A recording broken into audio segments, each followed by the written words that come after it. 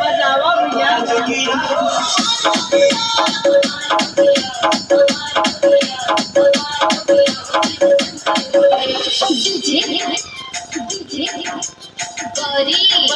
भैया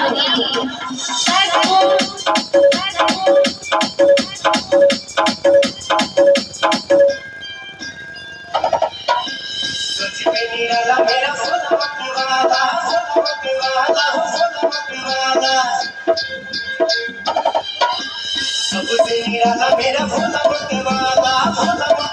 मेरा भोला मतवाला बाबा बोला रहे फिर में बिछाला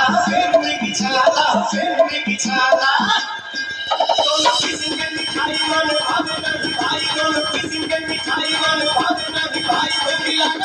खाई ले तेरो पतिया बजावा भैया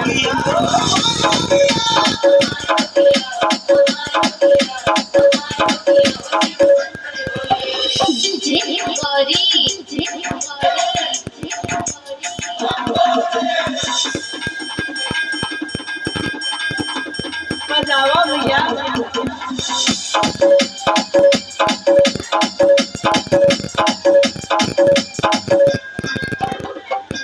दुनिया बनाने वाला दुनिया से दूर भाई दुनिया से दूर हो दुनिया बनाने वाला दुनिया से दूर भाई दुनिया से दूर हो जंगले पहाड़े डाले ध्यान भरपूर भाई ध्यान भरपूर हो जब सब में ना ज्यादा घर हो जाता जब सब में ना ज्यादा घर हो जाता भारी भिड़िया लगा मुरा है तीनों रतिया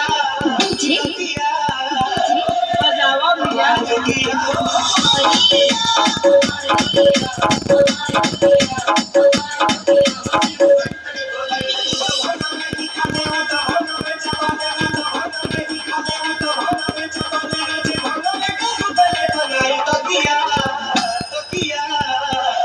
बजावा भैया